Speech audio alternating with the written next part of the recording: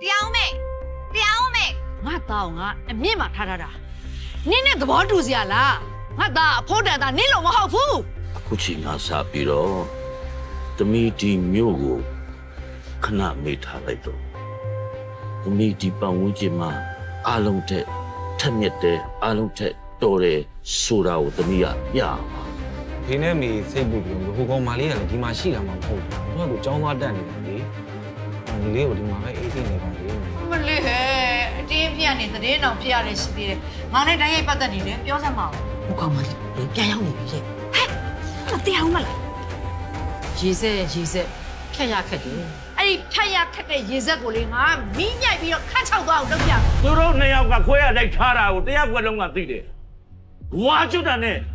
မင်္ဂလာပွဲကိုရင်လုပ်ပေး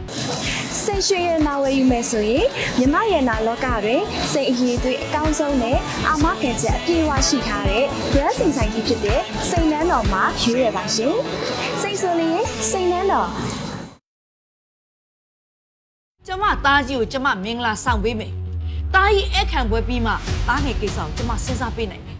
ဒီကြားထဲမှာဘိုက်ထွက်လာရင်တော့ကိုထိုက်နဲ့ကိုကံမယ်ဝင်းကျင်တစ်ခုလုံးကလူတွေကပြောနေကြတယ်နင်ငါတဲ့လေလုံးချင်းလို့တဲ့သူ့ကိုအမိဖမ်းနေတာ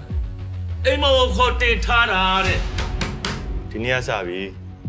အမအိမ်မှာပဲနေတော့ယောက်ျားလေးဘက်ကမယူမှာစိုးလို့တဲ့လက်မထက်သေးပဲနဲ့အိမ်မောကိုတက်နေတယ်တဲ့ရှစ်တဲတဲ့ခါမှာရှစ်တိုင်လဲသေးလို့ရတယ်အတော်တို့ကိုယ်တိုင်လူသိရှင်ကြလက်ထပ်ပေးပါမယ်ဆိုပြီးလာတောင်းထားတာလေဟာလူကုံထန်တထေးမကြီးဖြစ်စကားဘလောင်းမလဲပြောနေရှင်းမရှက်ဘူးလား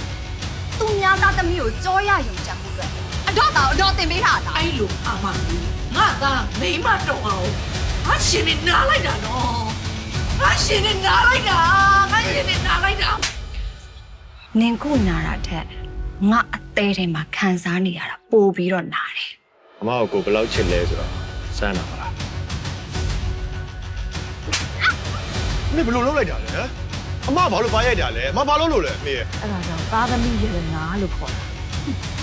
ရတာနာတာပဲခတ်မာရဲ့အကြောင်းဒေါ်တင်ဆိုတနေ့ကောင်းကြီးသိစီရမယ်အဲ့ဒီခါမှအချိုးမပြင်းဘူးဆိုရင်နင်တို့နှစ်ယောက်ကိုလက်မထပ်ပေးဘူးနော်